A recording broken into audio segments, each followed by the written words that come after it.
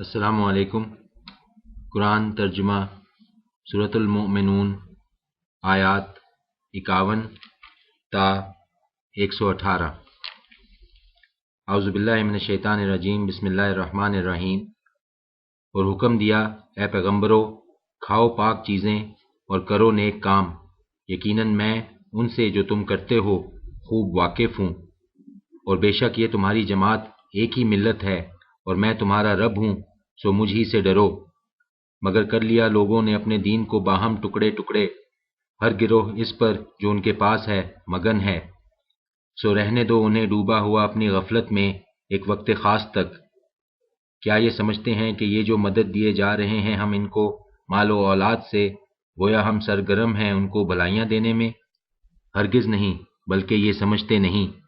حقیقت یہ ہے کہ وہ لوگ جو اپنے رب کے خوف سے لرزتے رہتے ہیں، اور وہ لوگ جو اپنے رب کی آیات پر ایمان لاتے ہیں، اور وہ لوگ جو اپنے رب کے ساتھ شریک نہیں ٹھہراتے، اور وہ لوگ جو دیتے ہیں جو کچھ بھی دیتے ہیں اس حال میں کہ ان کے دل کانپتے رہتے ہیں اس خوف سے کہ یقیناً انہیں اپنے رب کی طرف لوٹ کر جانا ہے، یہی ہیں وہ لوگ جو دوڑنے والے ہیں بھلائیوں کی طرف، اور یہی ہیں جو بھلائی کو سب سے آگے بڑھ کر پا لینے والے ہیں۔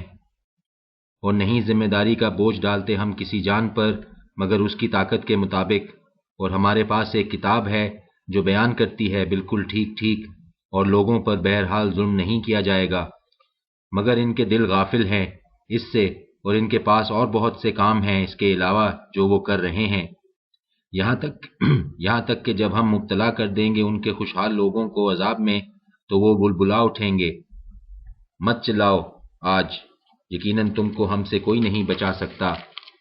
یقیناً میری آیات پڑھ کر سنائی جاتی تھی تمہیں تو تم الٹے پاؤں بھاگ نکلتے تھے، اپنے گھمنڈ میں مبتلا رہتے ہوئے، اس پر پھپتیاں کستے ہوئے بےہودہ بکواس کرتے تھے۔ کیا پھر بھی کبھی نہیں غور کیا انہوں نے اس کلام پر؟ یا آئی ہے ان کے پاس کوئی ایسی بات جو نہیں آئی تھی ان کے پہلے آباء و اجداد کے پاس؟ یا نہیں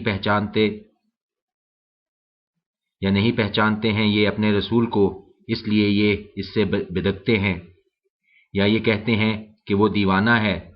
نہیں، بلکہ اصل بات یہ ہے کہ آیا ہے وہ ان کے پاس حق لے کر، اور وہ ان کی اکثریت حق کو ناپسند کرتی ہے۔ حالانکہ اگر پیروی کرنے لگے حق ان کی خواہشات نفس کی تو فساد برپا ہو جائے آسمانوں میں اور زمین میں اور ان میں جو ان کے درمیان ہیں۔ نہیں، بلکہ لائے ہیں ہم ان کے پاس ان کے لیے نصیحت، اور وہ اپنی ہی نصیحت سے منہ موڑے ہوئے ہیں۔ کیا مانگتے ہو تم ان سے کوئی معاوضہ، حالانکہ صلہ تمہارے رب کا کہیں بہتر ہے، اور وہ سب سے بہتر رزق دینے والا ہے۔ اور واقعہ یہ ہے کہ تم تو بلاتے ہو ان کو سیدھے راستے کی طرف، اور بلا شبہ وہ لوگ جو نہیں ایمان لاتے آخرت پر سیدھا راستہ سے ہٹ کر چلنا چاہتے ہیں۔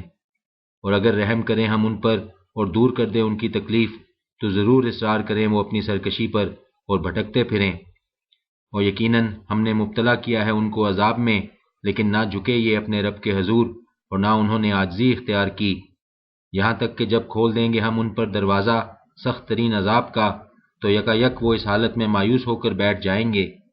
اور وہی تو ہے جس نے بنائے تمہارے کان، آنکھیں اور دل و دماغ، مگر کم ہی تم شکر گزار ہوتے ہو۔ اور وہی ہے جس نے پھیلایا تمہیں زمین میں، اور اسی کی طرف تم سمیٹے جاؤ گے۔ اور وہی ہے جو زندگی بخشتا ہے اور موت دیتا ہے، اور اسی کے ہاتھ میں ہے بدلنا رات اور دن کا۔ کیا تم سمجھتے نہیں؟ مگر یہ لوگ کہتے ہیں ویسی ہی بات جو کہی تھی پہلوں نے، کہتے ہیں کہ جب ہم مر جائیں گے اور ہو جائیں گے مٹی اور ہڈیاں تو کیا واقعی ہم پھر دوبارہ اٹھائے جائیں گے؟ یقیناً دھمکی دی گئی تھی ہمیں بھی اور ہمارے آباء و اجداد کو بھی اسی بات کی، اس سے پہلے بھی۔ نہیں ہیں یہ باتیں مگر کہانیاں پہلے لوگوں کی۔ ان سے پوچھو کس کی ہے یہ زمین اور جو بستے ہیں اس میں، اگر تم جانتے ہو تو وہ ضرور کہیں گے اللہ کی۔ کہو پھر تم سوچتے کیوں نہیں؟ ان سے پوچھو کون ہے مالک 7 آسمانوں کا اور مالک ہے عرش عظیم کا، وہ ضرور کہیں گے اللہ۔ کہو پھر تم کیوں نہیں ڈرتے؟ ان سے پوچھو کون ہے وہ جس کے ہاتھ میں ہے اقتدار ہر چیز کا، اور وہ پناہ دیتا ہے اور کوئی پناہ نہیں دے سکتا اس کے مقابلے میں، اگر تم جانتے ہو، وہ ضرور کہیں گے کہ اللہ۔ کہو پھر کہاں سے دھوکہ کھا رہے ہو تم؟ اصل بات یہ ہے کہ لائے ہیں ہم ان کے سامنے حق، اور یقیناً یہ سخت جھوٹے ہیں۔ نہیں بنایا اللہ نے کسی کو بیٹا، اور نہیں ہے اس کے ساتھ کوئی دوسرا معبود۔ اگر ایسا ہوتا تو لے کر چل دیتا ہر معبود اپنی مخلوق کو، اور وہ چڑھ دوڑتے ایک دوسرے پر۔ پاک ہے اللہ ان باتوں سے جو یہ لوگ بناتے ہیں، وہ تو جاننے والا ہے ہر چھپے اور کھلے کا، اور وہ بلند و بالا ہے ان سب چیزوں سے جنہیں یہ شریک ٹھہراتے ہیں۔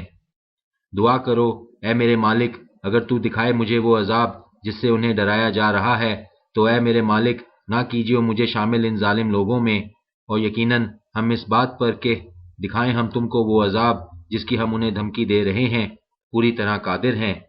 اے نبی، جواب دو برائی کا اس طریقے سے جو ہو بہترین، اب خوب جانتے ہیں ان باتوں کو جو یہ بنا رہے ہیں، اور دعا کرو اے میرے مالک میں تیری پناہ طلب کرتا ہوں شیطانوں کی اکساہٹوں سے، اور دعا کرو اے میرے مالک میں تیری پناہ طلب کرتا ہوں شیطانوں کی اکساہٹوں سے، اور پناہ طلب کرتا ہوں تیری اے میرے مالک اس بات سے کہ وہ میرے پاس آئیں، یہاں تک کہ جب آن کھڑی ہوگی ان میں سے کسی پر موت تو کہے گا اے میرے مالک مجھے واپس بھیج دے۔ امید ہے کہ میں کروں گا نیک عمل اپنی چھوڑی ہوئی دنیا میں، ہرگز نہیں، یہ تو بس ایک بات ہے جو وہ کہہ رہا ہے، اب تو ان کے پیچھے برزخ ہے اس دن تک کہ سب دوبارہ اٹھائے جائیں گے۔ پھر جب پھونکا جائے گا سور تو نہ باقی رہیں گے رشتے ناتے ان کے درمیان اس دن، اور نہ وہ ایک دوسرے کو پوچھیں گے۔ سو جن کے باری ہوں گے پلڑے سو وہی فلاح پائیں گے، اور جن کے ہلکے ہوں گے پلڑے سو وہی ہیں جنہوں نے گھاٹے میں ڈال دیا اپنے آپ کو، اور جہنم میں یہ ہمیشہ رہیں گے۔ جلس دے گی ان کے چہروں کو آگ، اور وہ اس میں انتہائی بد شکل ہوں گے۔ کیا ایسا نہیں تھا کہ میری آیات پڑھی جاتی تھی تمہارے سامنے اور تم انہیں جھٹلایا کرتے تھے؟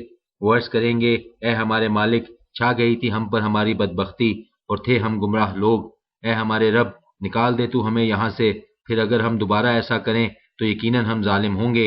ارشاد ہوگا دور ہو جاؤ میرے سامنے سے اور پڑے رہو اسی میں اور مجھ سے بات نہ کرو۔ صورتحال یہ ہے کہ تھا ایک گروہ میرے بندوں میں سے جو دعا مانگا کرتا تھا کہ اے میرے مالک، کہ اے ہمارے مالک ہم ایمان لائیں سو بخش دے تو ہمیں، اے ہمارے مالک ہم ایمان لائے سو بخش دے تو ہمیں اور ہم پر رحم فرما، اور تو ہی سب سے بہتر رحم فرمانے والا ہے۔ تو اڑایا کرتے تھے تم ان کا مذاق، یہاں تک کہ غافل ہو گئے تم میری یاد سے اور تم ان کی ہنسی اڑاتے رہے۔ بے شک میں بدلہ دے رہا ہوں انہیں آج ان کے صبر کا، اور یقیناً وہی ہیں کامیاب۔ ارشاد ہوگا کتنی بدنت رہے تم زمین میں سالوں کے حساب سے۔ وہ کہیں گے رہے ہم ایک دن یا دن کا کچھ حصہ، پوچھ لیجئے شمار کرنے والوں سے۔ ارشاد ہوگا نہیں رہے تم مگر تھوڑی دیر، کاش تم جانتے اس حقیقت کو۔ کیا تم نے یہ سمجھ رکھا تھا کہ ہم نے جو پیدا کیا ہے تم کو یہ بے مقصد تھا، اور یہ کہ تم ہماری طرف نہیں لوٹائے جاؤ گے؟ سو بالا و برتر ہے اللہ بادشاہ حقیقی، نہیں ہے کوئی معبود سوائے اس کے جو مالک ہے عرش کریم کا، اور جس نے پکارا اللہ کے ساتھ کسی دوسرے معبود کو، نہیں ہے کوئی دلیل اس کے پاس اس بات کی، تو یقیناً اس کا حساب اس کے رب کے ہاں ہوگا۔ واقعہ یہ ہے کہ کبھی نہیں فلاح پاتے ایسے کافر۔ اور اے نبی دعا کرو اے میرے مالک بخش دے اور رحم فرما، اور تو ہے سب سے بہتر رحم فرمانے والا۔